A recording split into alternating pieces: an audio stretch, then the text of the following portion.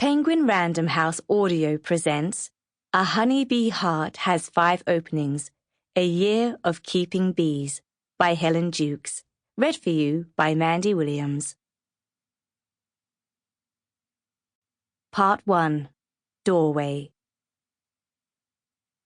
November. The day the idea arrives, I'm wanting badly to escape. Home from work and too wound up to stay inside. I open the back door, step out. A nerve at the back of my eye buzzes, as if the whir of the computer screen has got inside my head. My shoulders are hunched and my neck is stiff. A thick wad of muscle has bunched itself at the top of my spine, and now I knead it with my knuckles hard. I'm tired, and I'm still wearing my work shoes, which are not made for walking about in a frosty garden at dusk. But this evening, I need to cover some ground, to get somewhere else, not here. In the back garden of an end terrace on a busy road leading out of Oxford city centre, you can only get so far. I count the strides and make 15, past the shed with a vine like a trailing wig, and the pond silted with fallen leaves, along the wall adjoining our neighbour's garden, which crumbles slightly when you touch it. Near the end of the garden, this wall gives out altogether and becomes high beech hedge. Here is a compost bin, and then a thicket of weeds. I moved in recently with my friend Becky. I'd been offered a job working for a charity in Oxford, just as the last project I'd been working on in the south of England was drawing to a close. The new one was a permanent contract, and after a lot of moving around over the last few years, that felt like an opportunity, a chance to stay in one place, maybe even settle down a bit. When I called Becky and told her I was moving to the area, she suggested we get somewhere together. So then we found this place, a red brick 2-story with clothes moths in the carpets and a narrow garden at the back that's grown overcrowded with weeds. That was a few months ago, and it hasn't been an outright success so far. The job's been tough, and I've been struggling with the workload. Wishing I had a thicker skin and was better at managing things like office politics and fluorescent light bulbs and those desk chairs with the seats that spin and spin. Last week, a colleague told me that both my predecessors quit when they hit overload, and it was clear from her face, as she took in my rather diminutive frame, that she was not expecting the story to be any different this time around. At the far end of the garden is a wooden fence. It's hidden behind a loping conifer and dried-up gooseberry bushes, hidden again under a mess of brambles so you wouldn't know it's there or quite where the garden ends, except for a gap to one side, between a holly bush and a bird feeder where you can see it. I squeeze through and touch the fence, tiptoe up, but I can't see over it. And now, for one moment, maybe two, sheltered by the holly, which also pricks my thighs, I forget where I am. Forget the house that doesn't feel like home yet, and the hectic work schedule.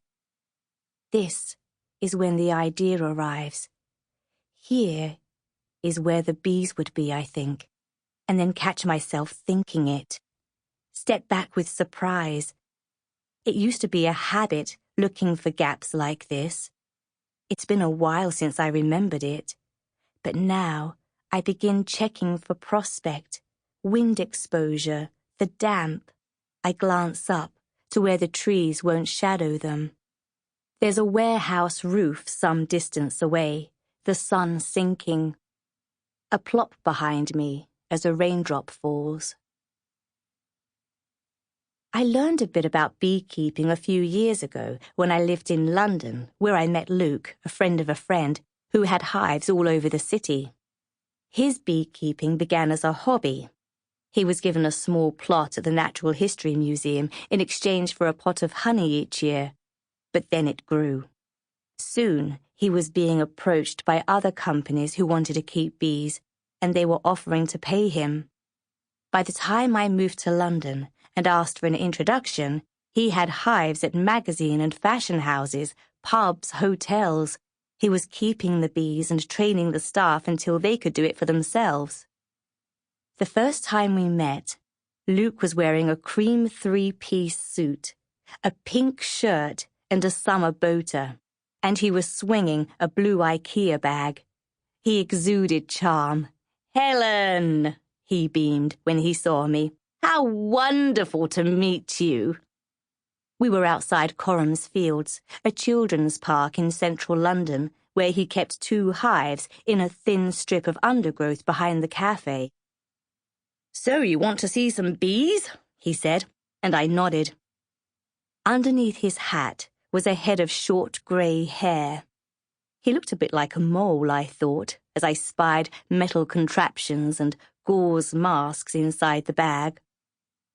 "Some people believe that bees can smell your fear," he said, as he unlocked a gate in the iron railings, and we followed a gravel path around. So as we pulled on our suits, I concentrated on not being afraid. But when he lifted a hive lid and they began seething out, I was terrified. I hadn't even realized until that day that honeybees are different from bumblebees, that there are over 20,000 species of bee in the world, and only a small fraction of them make honey. "Apis mellifera," Luke announced, as though introducing an old friend. "That's the western honeybee, and the one most extensively kept and bred." These bees were not fuzzy, and they were not soft. They were brittle and trembling, and when Luke lifted the hive lid, they didn't buzz, they hummed, like a machine, but more unstable, more liable to volatility. Beneath the lid, the space was packed with wooden frames hanging perpendicular to the roofline, each one filled to its edges with comb, covered and crawling with bees.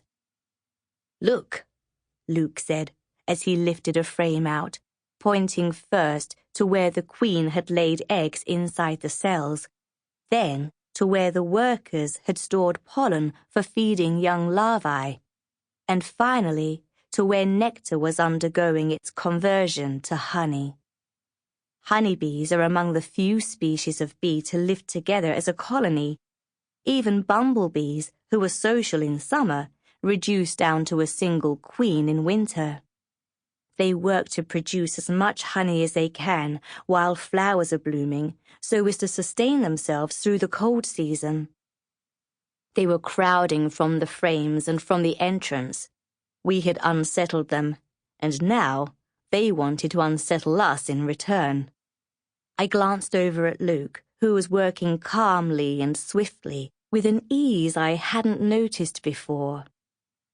"They're swarming!" I yelped.